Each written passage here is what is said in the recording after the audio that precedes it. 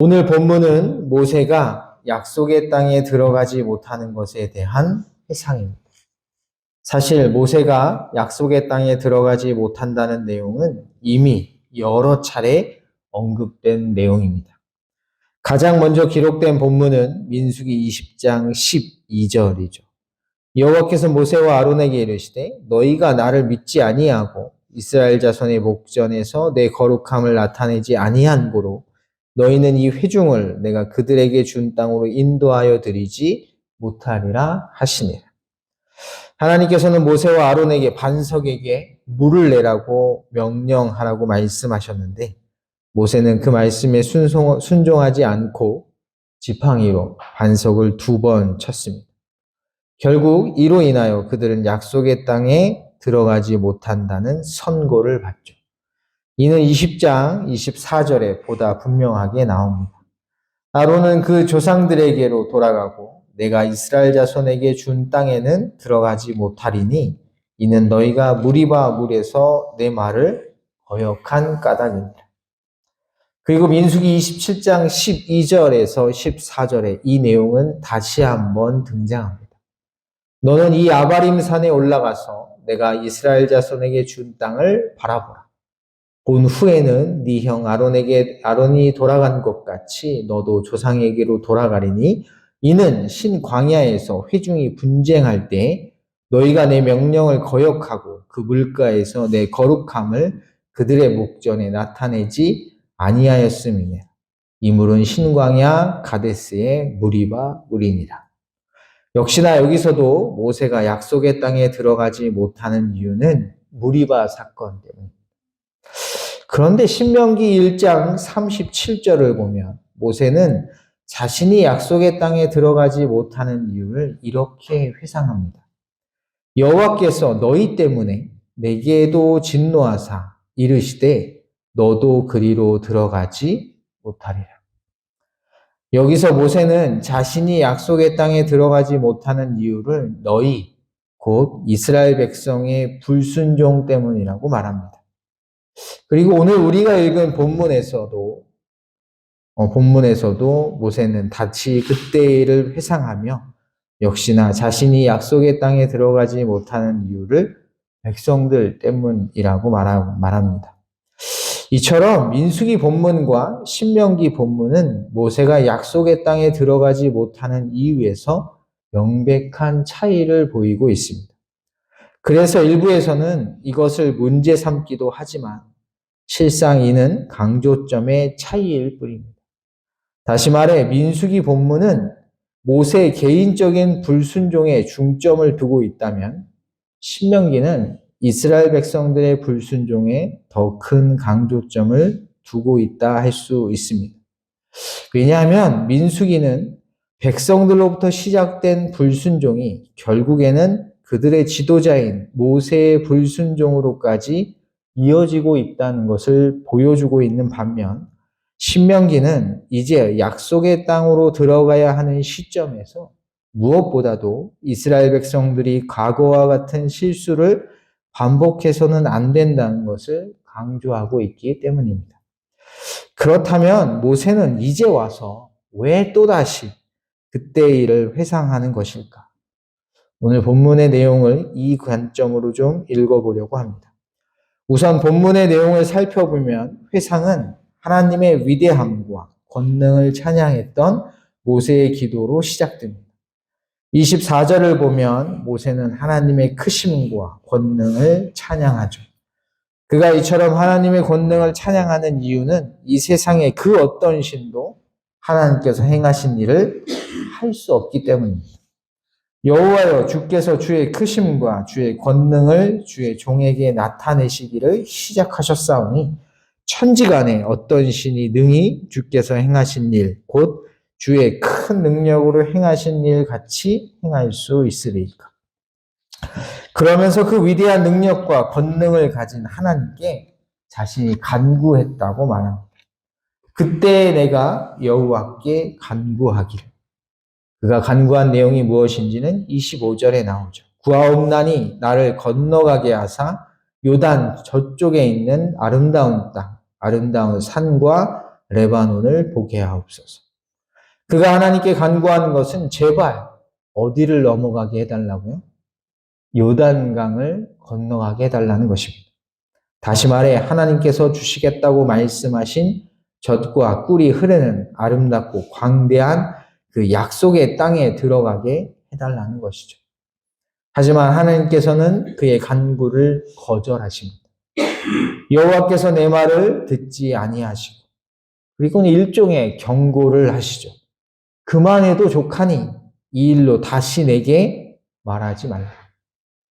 그만해도 족하다는 이 구절의 의미가 무엇인지는 이어지는 27절을 보면 알 수 있습니다. 너는 비스가 산 꼭대기에 올라가서 눈을 들어 동서남북을 바라고 내 눈으로 그 땅을 바라보라. 너는 이 요단을 건너지 못할 것입니다. 그만해도 족하다라는 구절의 의미는 이런 것입니다. 너는 요단강을 건너지 말고 지금 네가 서 있는 요단 동쪽 땅에서 그 땅을 바라보는 것만으로도 충분하다는 것입니다. 왜입니까? 왜 여기서 바라보는 것만으로도 너는 충분하다는 것일까요? 우리가 앞서 살펴본 대로 그는 하나님 앞에 뭐 했던 자이기 때문이죠? 불순종했던 자이기 때문입니다. 사실 그가 약속의 땅을 바라보는 것 자체만으로도 그는 하나님께 큰 긍휼을 입었다고 할 수 있습니다. 왜냐하면 가나안 땅을 정탐하고 돌아온 10명의 정탐꾼들의 보고를 듣고 약속의 땅으로 가기를 거부하며 불순종했던 출애굽 1세대들과 비교해보면 금방 알 수 있습니다. 그들은 다 어떻게 됐죠? 광야에서 죽었습니다. 38년간 광야 유리 생활을 하면서 다 죽었습니다. 여기까지 온 자는 누구뿐입니까? 모세뿐이죠. 갈렙과 여호수아는 들어갈 자들이고 들어가지 못할 자 중에 여기까지 온 자는 모세 한 명입니다. 하나님의 명령에 불순종했음에도 불구하고 하나님께서는 그에게 약속의 땅을 바라볼 수 있도록 허락해 주신 것입니다. 너는 비스가 산 꼭대기에 올라가서 눈을 들어 동서남북을 바라고 네 눈으로 그 땅을 바라보라. 너는 이 요단을 건너지 못할 것입니다. 그러니 요단강을 건너가서 그 땅에 들어가서 그 땅을 보게 해달라는 그의 요청은 과한 것이죠. 그만해도 족하니 이 일로 다시 내게 말하지 말라.